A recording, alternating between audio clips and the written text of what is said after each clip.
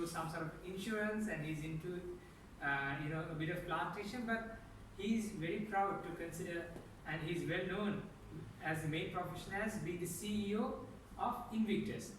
A very charming, nice guy who will easily form PR with everyone, and who can really, who's so much enthusiastic on Toastmasters. So I'd like to welcome Toastmaster Thilya to deliver his prepared speech, which is E equals MC squared.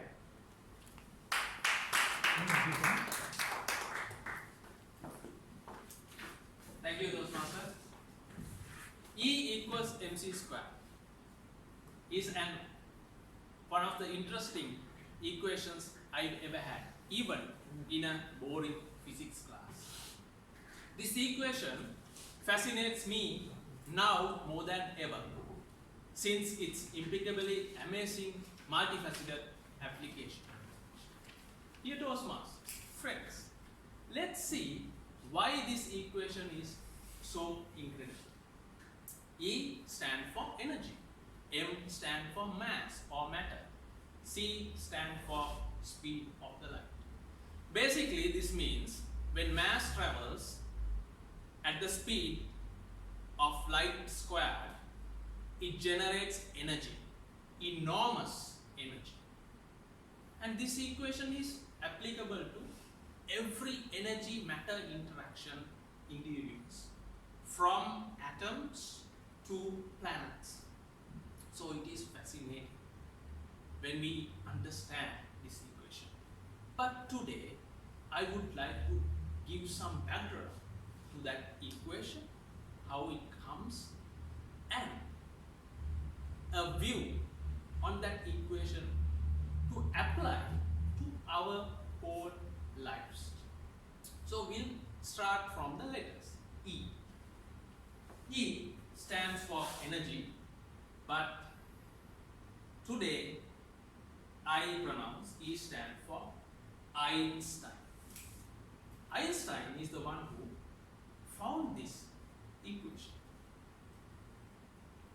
Today, he is considered as the most genius man who ever lived on this earth, because he got the highest IQ level up to now.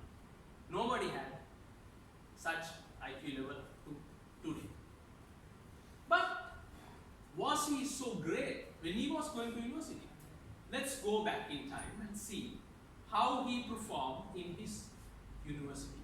He went to Polytechnic University in Zurich, which considered 6 marks for the final exam as best, 5 marks average, anything below 5 as garbage.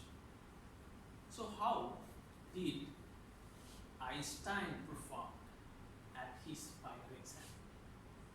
He got 0.91, 4.91 for his final exam. Not the best, not the average, even below average. He was struggling to find an occupation. Only by the help of his father, he got a job at the patent office.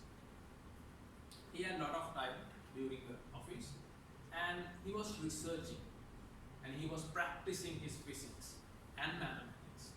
So he was able to find out about this equation equals mc squared, theory of relativity, theory of everything, like that, number of things he had found. So he thought, now it's the time to apply for a university lectureship, or to be a university lecturer. So he applied with the thesis of E equals mc squared, theory of relativity. Did he got the job?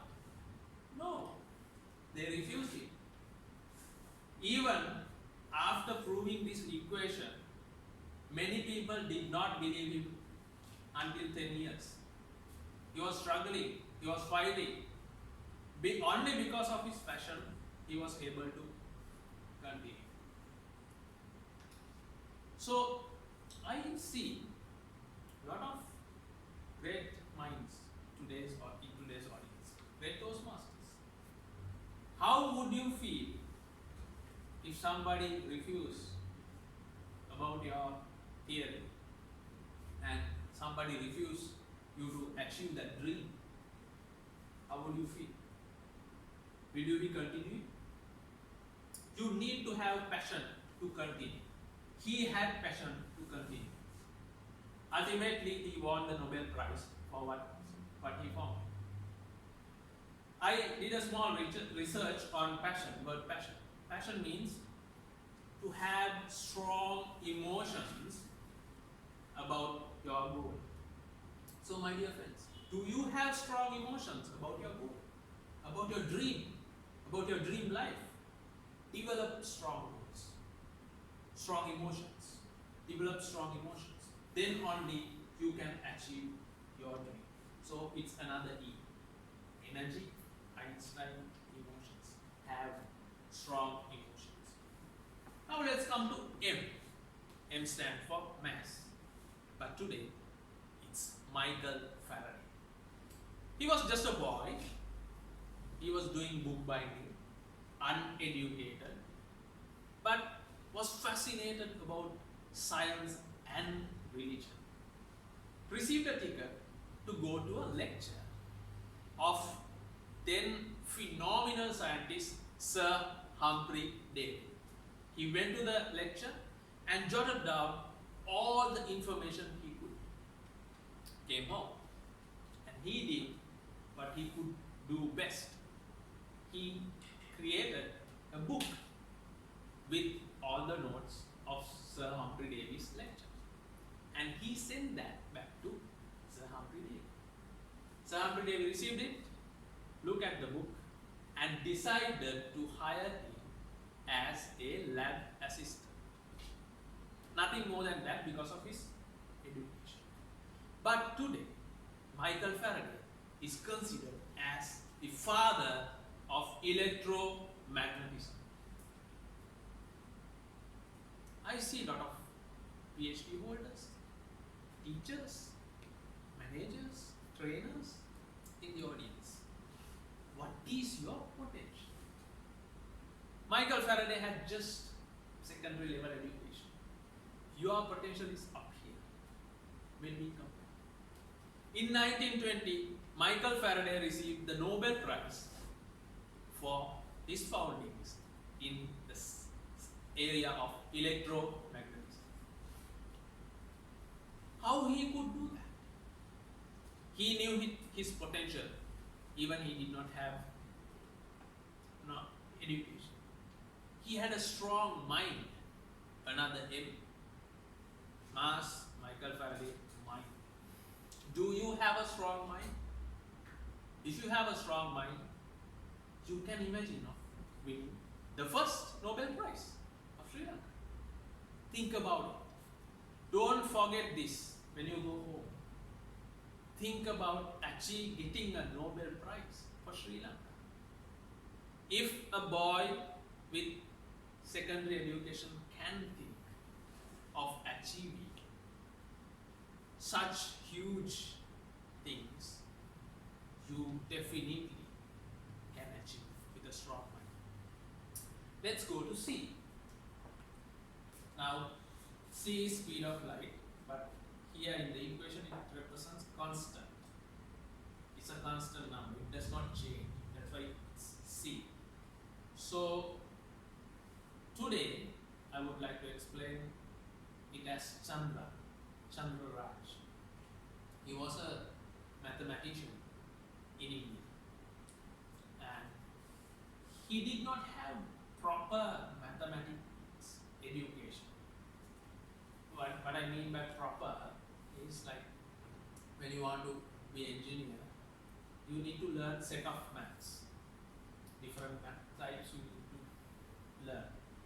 And if you are studying for SEMA, you need to do a foundation course where they teach you all the basics. When you want to study physics, they will teach all about units and everything, the basics. Chandra does not have this kind of knowledge, but he knew maths. He says like by a divine inspiration, I don't know how true it is, by a divine inspiration he knew maths. He knew to solve many problems and people called him man who knew the infinity. If you are fascinated about maths and physics, you should understand how important is infinity, understanding infinity. So he was the first one who explained the infinity through maths. But he was in India. But he did not have much appreciation by other people for his work. So he sent all this information to Cambridge.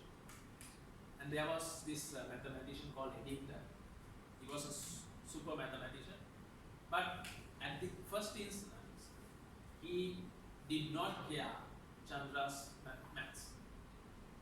He said like this is not good because he did not have proper education. Somehow he was invited to Cambridge and to Royal Science Society, and then even Eddington's contemporaries, colleagues knew that Chandra was right. They did not want to believe him, they did not want to support him openly because they were so afraid of Eddington. Somehow in 1983, Chandra received the Nobel Prize for his work in the area of maths. So what I want to get through this story, final story, is compassion. All those scientists, old scientists, mature scientists, did not have compassion, did not understood that Chandra is a young personality, young mathematician. They did not feel the feelings of Chandra. So we need to think about ourselves. Do we have compassion towards other people? Now, if we explain compassion, it's like walking in other person's shoe. Then only you understand how painful it is. Then only you understand how difficult it is. So when we apply to us in the club, if we are receiving young new members, do we show compassion?